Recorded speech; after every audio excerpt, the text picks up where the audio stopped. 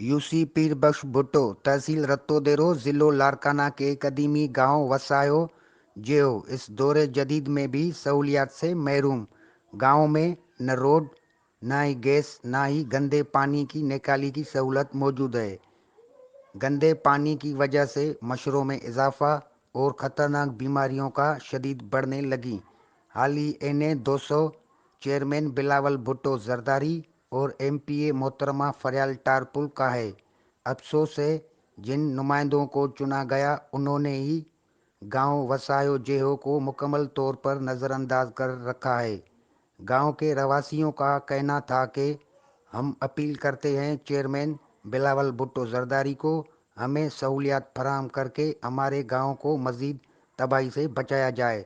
City reporter Abid Ali मला, ENN TV, Larkana.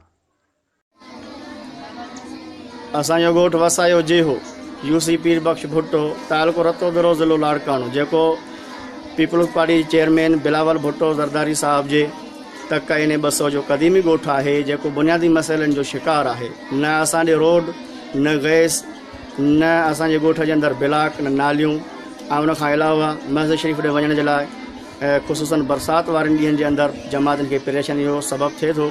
ऐं उनखां अलावा स्कूल जे साम्हूं गंदे पाणी जो तलाउ, गंदगी जा ढेर आहिनि। असां हुकूमत वक़्तु सिंध खां इहो मुतालबो था कयूं ॻोठाणा त असांजे ॻोठ जा बुनियादी मसइला हल कया वञनि। ऐं उनखां अलावा असां इहो चता ॾियूं था जेकॾहिं असांजे ॻोठ जा बुनियादी मसइला हल न कया विया त असां एहतिजाज करण ते मजबूर हूंदासीं।